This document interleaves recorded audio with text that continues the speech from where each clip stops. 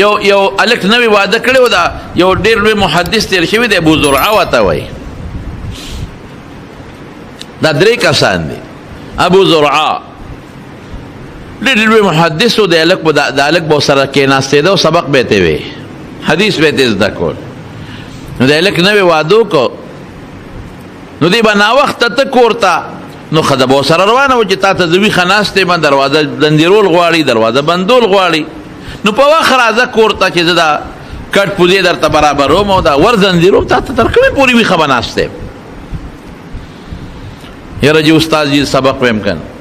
یو ورځ دا هلک لږ لیټ راغی چې لیټ راغی نو ښځه ورته غوسه وه خاص هم خفه وه چې دا لیټ دی نن راغی نو ډېره زیاته غوسه وه ته دومره ناوخته راځي او لیټ راځي او تا ته استاد څه ښیي تا ته د ښځې حق نه ښیي تا ته د بچو حق نه ښیي دین درته نه ښیي عمل نه کوې هسې لګې یاره ښځې زما ډېر قابل استاد دی د حدیثو ډېر لوی پوه استاد دی او هغه نه څه حلال زده کوم د خدای نیکبختي خیر دی کله وختي او کله ناوخته خو ښځه غوسه وه بعضې وخت کې ښځه هم تیزي وکړي نو چې ښځه تیزي وکړي او سړی هم تیزي وکړي نو بس داسې ده لکه چې په اور د تیل ور واچول د ښځې د خاوند قانون به دی چې که ښځه کله تیزي وکړي انسان د غوسه ښځې له ورځي نو سړی دې غلی شي دې دې ورته ځان نه رابرغی او که کله سړی غوسه وکړي او تیزي وکړي نو ښځې له نه دي پکار چې ځان ورته رابرغ کړي ادې لږه نرمي کوي بس هغې به ټول عمر غوسه کوله د سړي له هم غوسه وروله دې مو ته غوسه شو چې غوسه شو ښځه نور هم غوسه شو ستا استاز په څه پوهېږي چې ته وایې زما استاز دی او د حدیث استاز دی خو جاهل دی هغه په څه پوهېږي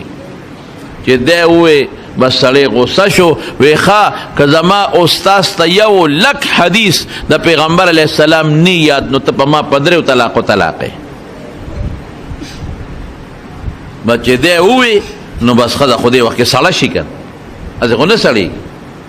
او طلاق خطرناک شي د دې نه به ګورې ځان ساتئ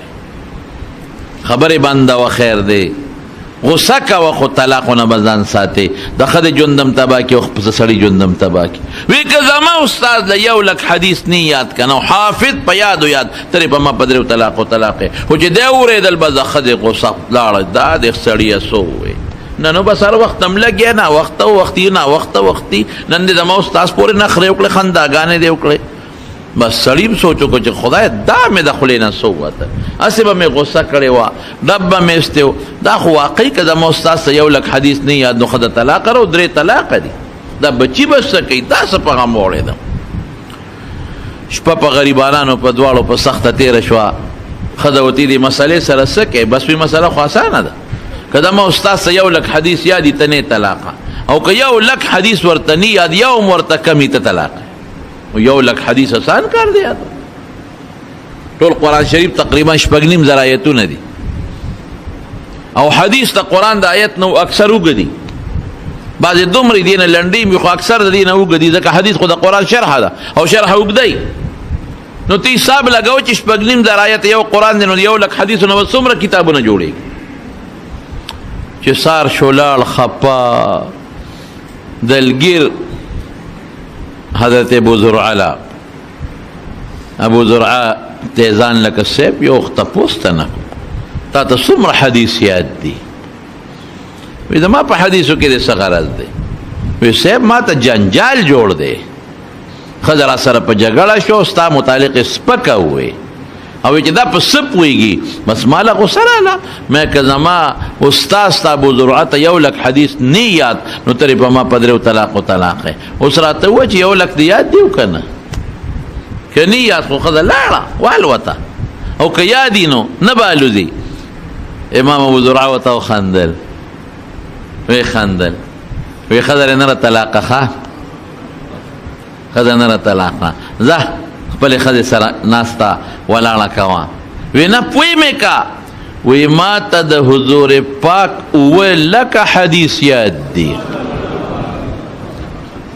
دې ته څه مرفوع وی او څه ورته موقوف وی او څه ورته مقطوع وی په دې نورو آثارو یا د حدیثو اطلاق طالبان پې پوهېږي او دا تا چې 1,00,000 وې دا 1,00,000 خو داسې ما ته یاد دي لکه تا ته چې صورت فاتحه یاده ده چې څنګه تا ته سورت فاتحه یاد را دقه سره راته یاد دی وای خواري کړې ده اوس کنه نه کړې زمونږ امام بخاری رحمت الله علیه فرمایي وی ما چې دا کتاب یاد لیکلی دی دا ما د 3 لکو احادیثو نه چاڼ کړی دی وی ما ته 3 لک حدیث ته رسول الله مبارک یاد دی 1 لک صحیح او 2 لک غیر صحیح امام احمد ابن حنبل رحمت الله علیه تا 4 لک حدیث ته پیغمبر علیه السلام یادو 4 لک دا خواره کړی دی کدی علماء دی مولیانو خواره نه وی کړی والله کدا دین مونږ ته را رسیدلې دی مهنت وکړه دوی خواري وکړه صحابه د پیغمبر مبارک نه زده کړل تابعینو د صحابه نه زده کړل د هغې شاګردانو هغې نه زده کړل او تر اوسه پورې اوس خو د یادو سیسټم ختم دی خو الحمدلله د علماو سره په کتابونو کې احادیث محفوظ پراته دي دا طالبان په پیږي ضبط 2 قسمه دي کتابتن او صدرن کله چې غواړي کم حدیث هغې به د یادو نه او چې کله څوک یو حدیث غواړي الحمدلله زموږ عالم ورته د کتاب نه فټ فټ رسي شي چې ها دا حدیث د پیغمبر مبارک دا خواره علماء کړی دي زما قسم دی په مونږ د علماء ډیر زیات احسانات دي ډوډۍ چې چا درکړه د هغه دومره احسان در باندې نشته لکه د دین یو مسله چې درته وښولو د هغه څونه لوی احسان دی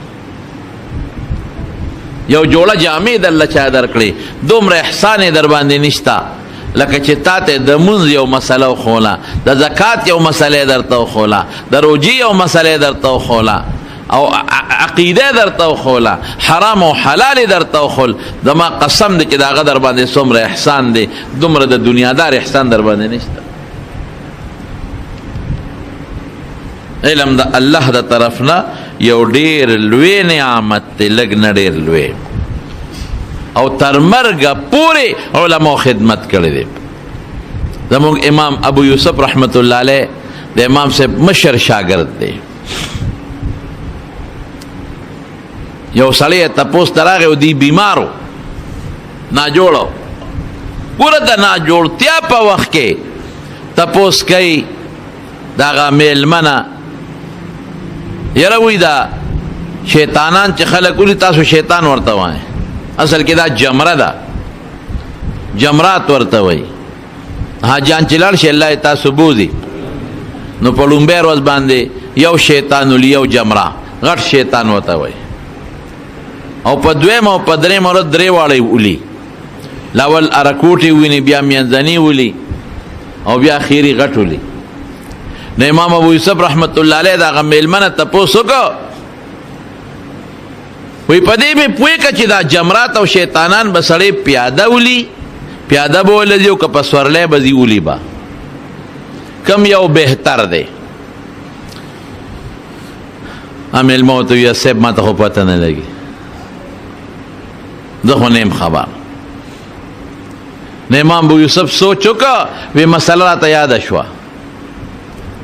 وی په لومبۍ ورځ باندې چې کله ولي د اختر په لومبۍ ورځ نو په سورلی دې وله لاړ شي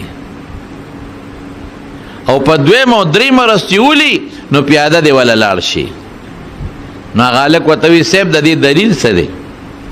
امام ابو یوسف ورته وی چې نبی کریم صلی الله علیه وسلم د اختر په لومبۍ ورځ چې شیطان ایشتی دی نو په سورلی وله تللی دی معلومیږي دا چې دا لومبۍ له په سورلی تلل افضل او غوره دی او د اختر په دویم او په درېیمه ورځ چې شیطان ویشته دی نو پیاده وله تللی دی نو معلومیږي دا چې دا په دویم او درېیمه ورځ پیاده ویشتل بهتر دی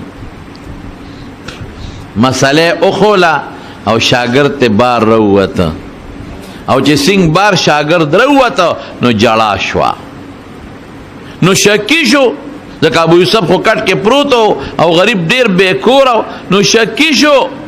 دا شاګرد نو واپس ورتاو شو نو تپوس یې وکړه دا جړا د څه ده وی ستا وتو سره امام ابو یوسف وفات شو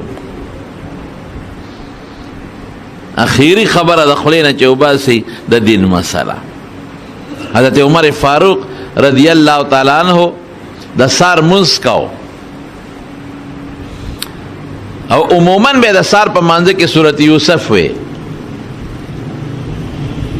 او چې سورۃ یوسف کې باندې آیت لره ورسید انما اشکو بثی وحزنی الی الله. دا د یعقوب علیہ السلام چې کله زوی ته لاړ او بچو ته بوت نو جړل به وی خدای نو زما غم ز تا تخکار کوم او زما دا لوی ټینشن او پریشانی الله ز تا تخکار کوم نو بل څوک زما غم خو نه چلر کولی جړل به. نو چې دا آیت به کلم حضرت عمر فاروق رضی الله عنه په مانځ کې وی نو صحابه وی مونږ به سلګې پر وستنو سپونو کې اورېدلې وی چې مونږ څنګه شروع کو یو سو آیتونه اوې نو چاړو وو د شاتم ابو لؤلؤ دا حضرت مغیره ابن شعبه رضی الله عنه غلام او لوارو نو چاړې جوړ کړي وو خې دو مخیده تیر کړي وا او د زهر په بو کې بیا والي وا اوس په نه وبو ور کوي د زهر به ور کړي وي چې دې ته جوړ نشي شاته ولاړو چې څنګه قرات شروع په د مانځ کې وو خلکو من نکړي چې سړی امیر المؤمنین وو دا سو شو نو هغه سره دوه مخې چاړه و یو به داسې و بل به داسې و سوار لس کسان مړه شو غریبانه اخره کې یو صحابي وي چې دی خدا سي نه نیول کېږي نو هغه سره یو کوټو ا کوټه په د پاسه ورغوردا نو په هغه کوټ کې سر او سترګې ولاسونه بند شنو گرفتار کړ. حضرت عمر سے په هغه وخت کې څه چل کوي وینې ته روانې دي ځکه د شان لګېدل او چاړه ته په خېټه دی بل طرف ته راوته و. حضرت عبدالرحمن ابن عوف رضی الله عنه د مټونی و او د ځان په ځای ودرو صرف دا لومبي سپونه پیشو رستو سپونو کې اړو چاته پته مونږ لګېدل چې سودي رستو سپونو والا وای دومره پیشو چې د عمر आवाज بدلو د بل आवाज شروع شو فورا بل سړی ځان په ځای کړ پریوت غریب. عبدالرحمن ابن عوف رضی الله عنه مختصر سلام یې وګرځاو دی غریب یې کور ته یوړو الله اکبر چې کور ته یوړو د لومبي تپوسې دا وکړو وی مونږ مکمل شو کنه مونږ دونه هم شی دی مونږ مکمل شو کنه وی او سه مونږ مکمل شو پورا وی پورا مکمل شو